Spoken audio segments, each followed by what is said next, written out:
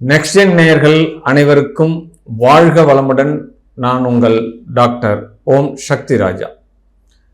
குரோதி வருடம் ஐப்பசி மாதம் 4ஆம் தேதி முதல் தை மாதம் 8ஆம் தேதி வரை இந்த செவ்வாயினுடைய பெயர்ச்சி, செவ்வாயினுடைய வக்ரம். ஆமாம், செவ்வாயினுடைய பெயர்ச்சி பார்த்தோம் அப்படின்னா 20/10/2024 ஞாயிற்றுக்கிழமை மிதுனத்திலிருந்து கடகத்துக்கு இந்த செவ்வாய் பகவான் பயிற்சி ஆகிறார். ஆமா, கடகத்துல செவ்வாய் பகவான் நீச்சம் பெறுகிறார் அப்படின்ற ஒரு விஷயத்தை நம்ம எடுத்துக்கலாம். பட் இந்த கடகத்துல நீச்சம் பெற்றாலும் இந்த செவ்வாயானவர் 7/12/2024 முதல் 21/1/2025 வரை வக்ரமாகிறார். இந்த 2 விதமான பாவக பலன்களை இந்த செவ்வாய் இப்பொழுது வெளிப்படுத்துகிறார். ஆமா, ஒரு நீச்ச கிரகத்தினுடைய பலாபலன் என்ன செய்ய போகிறது, அந்த நீச்ச கிரகத்தில் இருக்கக்கூடிய செவ்வாய் வக்கரம் அடைந்தால் என்ன செய்ய போகிறது, இதுதான் நம்ம பார்க்க போற பலனுடைய விவரம். இதுதான் விஷயம். பட் இந்த செவ்வாய் பகவான் நீச்ச பார்வை, வக்ர பார்வை, 2 ஆப்ஷன்ல உங்களுக்கு பலன் கொடுக்க போறாங்க. முதல்ல ஏனைய கிரகங்களில் ஆற்றல் அதிகமான கிரகம் செவ்வாய் பகவான். அதீத வீரம், அதீத தைரியம், போர்க்களம், இரத்தக்காரகன் அப்படின்னு சொல்லக்கூடிய பாவக அமைப்பு. பட் இந்த செவ்வாய் நீச்சம் அடைகிறார் அப்படின்னா ஒரு வேகமாக செயல்படக்கூடிய ஒருத்தர் அமைதியா இருந்தா என்ன சூழ்நிலை உருவாகும்? எல்லாருக்குமே சந்தேகம் வந்துடாதா? ஒருத்தர் சரசரன்னு வேலை செஞ்சுட்டு இருக்காரு, வேகமா ஓடின்னு இருக்கார், டக்குன்னு ஒரு 10 நாள் ரெஸ்ட்ல இருக்கார் அப்படின்னா என்ன சொல்லுவோம்? என்ன சார் ஆச்சு? உடம்பு ஏதாவது ப்ராப்ளமா, இல்லை வேற ஏதாவது மனசு ப்ராப்ளமா, இல்லை நம்ம கேட்போம் இல்லையா? அந்த மாதிரி அதிவேகமான ஒரு கிரகம் இந்த செவ்வாய். அவரு ஏதோ ஒரு வேகத்தடை கொஞ்சம் வருது, கொஞ்சம் ஸ்லோ பண்றாங்க. பட் என்ன மாதிரியான பலன்கள் 12 ராசிக்கு நடக்க போகிறது அப்படின்ற ஒரு விஷயத்தை தாண்டி எந்த காரியங்களில் இந்த 12 ராசியினர் பாதுகாப்பாக இருக்கணும், எதனாலலாம் பிரச்சனை வரப்போகுது, பட் இந்த பிரச்சனையை பாதுகாத்துக்கிறதுக்கு உண்டான சூழல் உங்க ஜாதகத்துல இருக்கா, பட் உங்களுக்கு நடக்கக்கூடிய தசா புத்திகள் என்ன, அந்தர சூட்சமங்கள் என்ன, பட் இப்ப செவ்வாய்க்கும் ஏற்கனவே ஜனனகால இருக்கக்கூடிய செவ்வாய்க்கும் 6, 8, 12 ஏதாவது தொடர்பு இருக்கா அப்படின்ற ஒரு விவரத்தெல்லாம் தெரிஞ்சாதான் உங்களுடைய முழு பலனை நீங்க அறிஞ்சிக்க முடியும். பட் இந்த செவ்வாயினுடைய பயிற்சி காலபுருஷ தத்துவப்படி நம்ம சொல்லக்கூடிய இந்த பலனாகப்பட்டது ஒரு 65% உங்களுடைய ஜாதகத்துக்கு வேலை செய்யும்.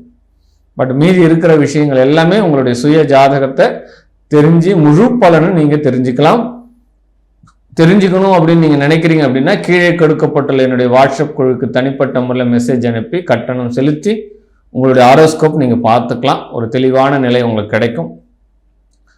பட் இந்த செவ்வாயினுடைய சேட்டைகள் அதை பற்றி தான் நம்ம பார்க்க போகிறோம். ஏற்கனவே செவ்வாயினாலே ரொம்ப ரொம்ப கொஞ்சம் பயம்தான்.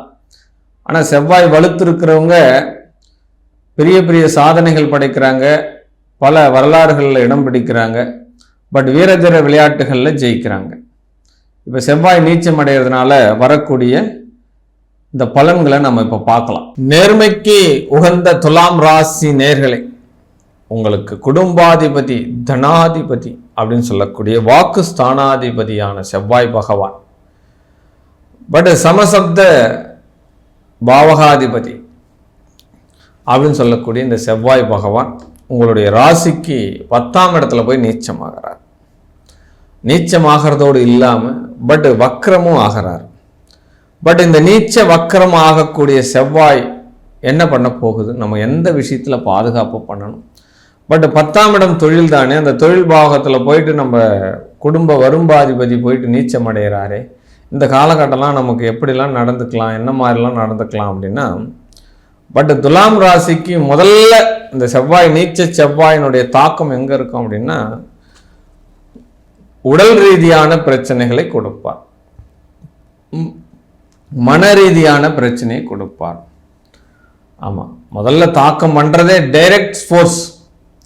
இப்போ எதிரிகள் எல்லாமே நமக்கு முதுகுல இருந்து குத்தக்கூடிய எதிரிகள்லாம் வரமாட்டான், ஸ்ட்ரெயிட்டா நேரடியாக வந்து நிற்பான், நம்ம எதிரில் வந்து நிற்பான்.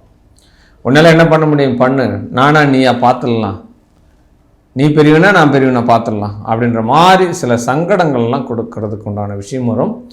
பட் இந்த துலாம் ராசியில் யாராவது ஒன்று பெரிய பெண் பெரிய பிள்ளை குடும்பத்தில் மூத்த பையன்கள்லாம் இருக்கிறீங்க அப்படின்னா அவங்களுக்கெல்லாம் ஏதாவது ஒரு இழிவு சொல் வருவதற்கு உண்டான சூழ்நிலை, ஏதோ ஒரு அசிங்கம் அவமானம், ஏதாவது ஒரு 10 பேர் மத்தியில் நிற்கணும், இந்த மாதிரி ஒரு விஷயங்கள்லாம் இந்த செவ்வாய் பகவான் ஏற்படுத்தி கொடுப்பார். ஆமாம், இதெல்லாம் வரமா சாபமா அப்படின்னா நாம் செய்த வினைகளுக்கு பலன் கொடுக்குறாங்க இந்த கிரகங்கள், அவ்வளோதான். இப்படி தான் நம்ம இந்த கான்சன்ட்ரேஷன் தான் போகணும். பட் நம்ம வாழக்கூடிய வாழ்க்கையில் ஒவ்வொரு நாளும் நம்மளுக்கு அப்படியே மணிமகுடம் அப்படிலாம் கிடையாது.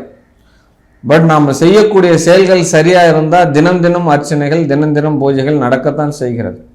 பட் நாம் செய்யக்கூடிய காரியங்கள் துர்ச்சம்பவங்களாகவும், இன்னொருத்தருடைய கீழே தள்ளி நம்ம மேலே ஏறுறது, இந்த மாதிரி நிகழ்வுகள்லாம் நம்ம பண்ணுறோம். இன்னொருத்தருடைய ஏமாத்துறோம், இன்னொருத்தருடைய பணத்தை நம்ம பறிச்சுக்கிறோம். நம்ம மனசுக்கு மட்டும்தான் தெரியும் யார் நல்லவன் யார் கெட்டவன் சொல்லிட்டு. பசுத்தோல் போர்த்திய புலிகளாகத்தான் இந்த மனித உருவில் எல்லாரும் நடமாடி கொண்டிருக்கிறார்கள். உண்மையான ரிசல்ட் அதுதான். சூழ்நிலை கிடைக்காத வரைக்கும் எல்லாம் நல்ல மனிதர்கள் தான். சூழ்நிலை கிடைக்கும் போது அவர்கள் தவறுகள் செய்யத்தான் செய்கிறார்கள். நம்ம ஒன்றும் கடவுள் இல்லைல்ல. பட் கடவுள் என்றவர் கண்ணுக்கு தெரியல, அதனால தான் இவ்வளோ பிரச்சனை நடக்குது. ரைட், இந்த கான்செப்ட்லேருந்து வெளில வரோம். பட் இந்த துலாம் ராசி நேயர்களுக்கு முதல் பாவகம் தன்னுடைய லக்ன பாவகத்தினுடைய தலை சார்ந்த பிரச்சனைகளை கொடுக்கிறார் இந்த செவ்வாய் பகவான் அப்படின்ற ஒரு விஷயத்தை எடுத்துக்கலாம். இந்த காலகட்டத்தில் நீங்கள் போயிட்டு ஒரு வீடு, மனை, வண்டி, வாகனங்கள்லாம் வாங்குறீங்க அப்படின்னா ரொம்ப ரொம்ப ரொம்ப கவனமாக வாங்க வேண்டும். ஆமாம், இன்னொருத்தர் சொத்தை ஒருத்தர் எழுதி கொடுத்துட்டு போயிடுவார். பட் ஏதோ ஒரு ஜப்தியான வண்டிலாம் வாங்குறீங்க அப்படின்னா ரொம்ப ரொம்ப கவனம் வேண்டும். பட் வீடு, மனை வாங்கும்போது இந்த காலகட்டத்தில் விலை குறைவாக வருது அப்படின்னு நம்ம வாங்கிட்டோம் அப்படின்னா அந்த வீட்டை பற்றிய தகவல்கள்லாம் நம்மளுக்கு மைனஸாக தெரியும். பட் ஏதாவது வாஸ்து குறைபாடு உள்ள வீடாக இந்த காலகட்டத்தில் அமைஞ்சிரும். இதெல்லாம் நடக்கும், கொஞ்சம் கவனமாக இருந்துக்கோங்க அப்படின்ற மாதிரி தான் விஷயத்த சொல்லுங்க. பட் 10 ரூபாய் பொருள் 8 ரூபாய்க்கு கிடைக்குது, 6 ரூபாய்க்கு கிடைக்குது அப்படின்னு நம்ம போயிட்டோம் அப்படின்னா ஏதோ ஒரு வலைக்குள்ளே சிக்க போகிறோம் அப்படின்றதான் உண்மையான ரிசல்ட்டு.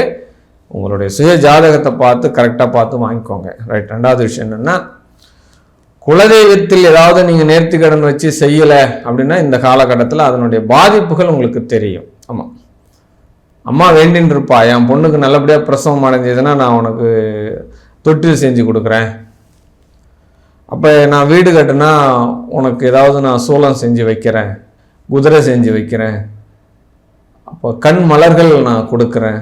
இந்த மாதிரி ஏதாவது ஒருத்தர் நம்மளை உடல் ரீதியான பிரச்சனைக்கும் ஏதோ ஒரு விஷயத்துக்காக நம்ம குலதெய்வத்துக்கிட்டே ஏதோ அம்பாள் கிட்டே நம்ம வேண்டுதல் வைக்கிறது இல்லையா. பட் அந்த வேண்டுதல்கள் என்ன பண்ணோம் அப்படின்னா சில காலங்கள் அந்த காரியங்கள் முடிந்தவுடன் நம்ம என்ன பண்ணோம் அப்படின்னா சரி அப்புறம் பார்த்துக்கலாம் அப்படின்னு சொல்லிட்டு கடந்து போயிடும். எவ்வளோ பேர் இப்படி செய்கிறான். பட் சில பேர் நேர்மையாக இருக்கிறார். அப்போ அந்த காரியங்களுக்கு உண்டான தண்டனைகள் இப்போது உங்களுக்கு கிடைக்கும். இதுதான் உண்மையான ரிசல்ட். எப்படிப்பா குலதெய்வம்லாம் இதை செய்யலைன்னா தண்டனை பண்ணிடணுமா, அப்போ கடவுள் தானே மன்னிச்சு விட்டுற மாட்டாரா அப்படின்னு. அது அந்த காரியங்கள்லாம் கிடையாது. பட் நீ ஒரு விஷயம் கேட்குற, ஏதோ ஒரு விஷயத்த செய்கிறா, அவளுக்கு நீ சரி பண்ணி கொடுக்கறது தானே நேர்மை, நியாயம், நீதி. அப்போ செய்ய தவறினால் தண்டனை, அவ்வளோதான். சரி, இப்போ இந்த குலதெய்வம் தான் நமக்கு அஃபெக்ஷன் பண்ணுது, சாபம் பண்ணுது, அதனால நம்ம குடும்பத்தில் ஒரு தோஷங்கள் உருவாகுது, அவதிகள் அவமானங்களோட எப்படி தெரியும் நம்மளுக்கு. இதனால தான் நம்மளுக்கு வந்ததுன்னு எப்படிப்பா சொல்லிக் கொடுக்கறது அப்படின்னா உங்களுடைய பிள்ளைகளால் வரக்கூடிய அவமானங்கள் அதை நிவர்த்தி காட்டும், அவ்வளோதான்.